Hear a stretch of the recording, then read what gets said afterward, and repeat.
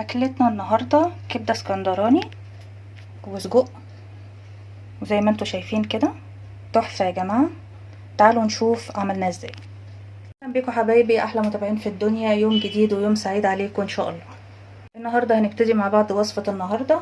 هنعمل كبده اسكندراني زي بتاعه المحلات بالظبط، ويمكن احلى وانضف اكيد لان احنا هنبقى عاملينها في البيت، وسجق برضو بطريقه المحلات بره.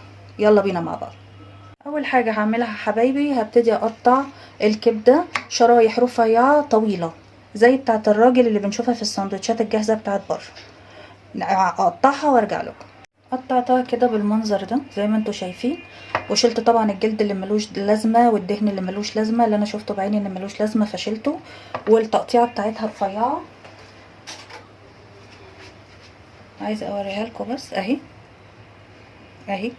واهم حاجه في تقطيع الكبده ان انا بقطعها وهي مش فكه قوي، علشان اعرف يعني امسكها كويس واقطعها التقطيعه اللي انا عايزاها، فما بستناش عليها لما تفك قوي.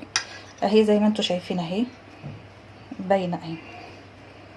بس كده ابتدي بقى اتبل الكبده.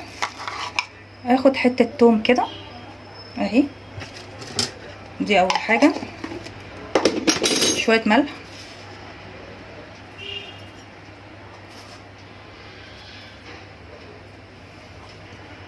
شويه فلفل اسود،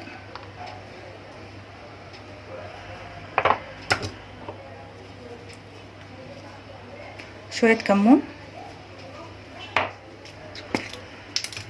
كزبره كده حاجه بسيطه،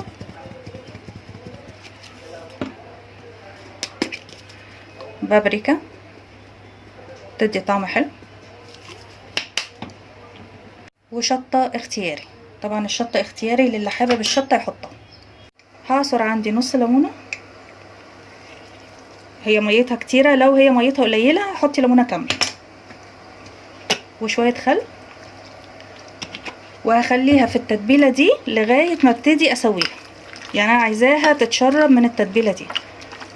تتبيله تحفه يا جماعه وريحتها رائعه. هي عندي كمان ابتدت تفك اهي. هخليها عندي كده تشرب من التتبيله منها فيها لحد ما اشغل النار عليها وابتدي اشتغل فيه. هبتدي بقى عندي احضر السجق. هقطعه ممكن بالمقص بتاع المطبخ، طبعا التقطيعه اللي انت عايزاها. انا مثلا هقطع على 3 كده، انت ممكن تقطعي على 2. والسجق يا جماعه يكون من حد مضمون، لانه ممكن قوي يتغش، فتكوني جزاري يعني بتتعاملي معاه وعارفاه كويس. واخلص الكميه وارجع لكم. حط السجق كده عندي بالمنظر ده وهو كده جاهز على السوا. بالنسبه للسجق انا هحتاج بصلايه يعني يعتبر وسط اهي، وهحتاج 2 طماطم. هو ده بس اللي هحتاجه في سوا السجق. كده انا نورت العين عليه. هبتدي بقى احط زيت، عشان كده هنسوي السجق تمام. هقطع البصله كده، اللي طبعا مش بتعرف تقطعها كده عادي كبه، بس حاولي انها تبقى قطعه، ما تبقاش مطحونه قوي ويبقى فيها ميه، يعني حاولي تخليها قطع كده. انا شغاله على طول والنار شغاله، وبالطريقه دي على فكره مش هتدمعي من البصل، يعني جربيها كده هتلاقي ان انت ما بتدمعيش من البصل.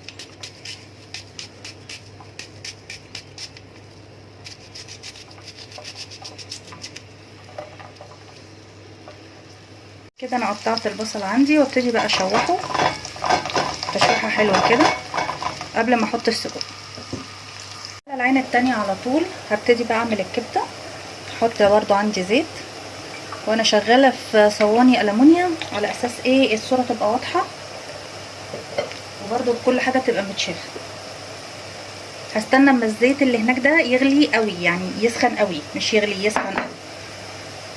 وبرضو ايدي مع البصله بتاعه السجق.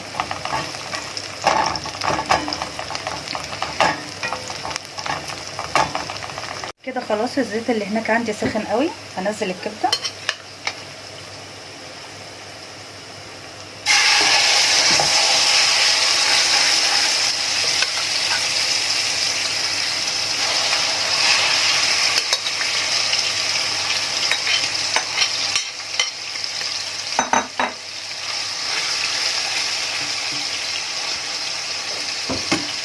هوطي النار عليها شويه بس كده، ومش هقلبها غير لما اللي تحت تاخد لون.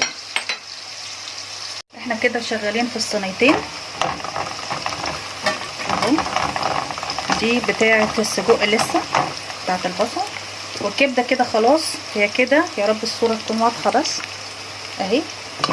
هي كده بصوا ابتدت تاخد لون من تحت، فهبتدي اقلبها. وانا خليتها تاخد صدمه على اساس ايه ما تنزلش ميتها يعني. ريحه التوابل بتاعتها جميله جدا.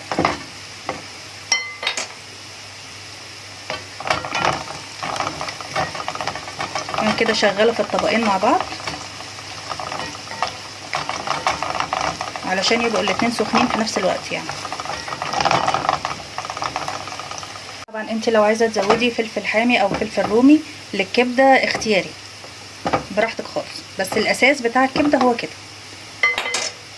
اخد عندي البصل اللون ده، هبتدي بقى احط السجق. والسجق ده فيه كل التوابل يعني انا مش هحتاج احط التوابل فيه او بهارات او اي حاجه. هبتدي بقى اشوحه عشان ياخد لون حلو. بالنسبه للكبده هي ما بتحتاجش ميه اضافي، هي بس بتستوي على طول، ما بتاخدش سوا اصلا، بس تاخد لون حلو كده وتتحمر وخلاص على كده. لما السجق اخد عندي اللون الحلو ده، ابتدي بقى احط طماطم قطعتها قطع صغيره، وابتدي احطها برضو تاخد تشويحه حلوه كده مع السجق. هنا الكبده عندي يعني خلاص كده احنا داخلين على السوا زي ما انتم شايفين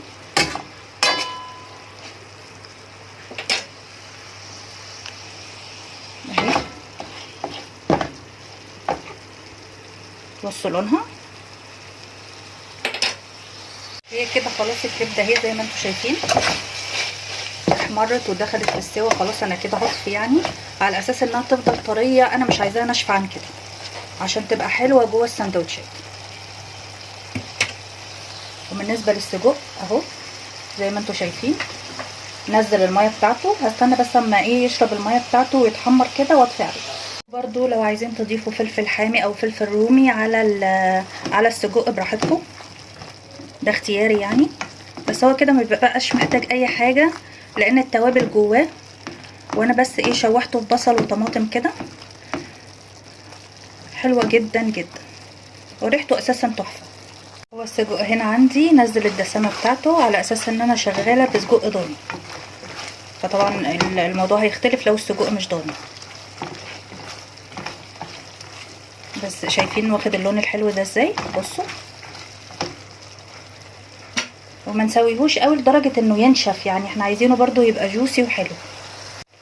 هو كده خلاص عندي استوى زي ما انتم شايفين، لونه تحفه وريحته جميله جدا جدا زي ما انتم شايفين اهو. انا هطفي عليه خلاص. دي كانت اكلتنا النهارده، الكبده والسجق زي ما انتم شايفين. يعني الصوره لوحدها بتتكلم. والكبده انا ما خليتهاش تبقى ناشفه، يعني طريه اهي زي ما انتم شايفين اهي، وجوسي جدا وتحفه اهي. والسجق عندي اهو جميل جدا يا جماعه.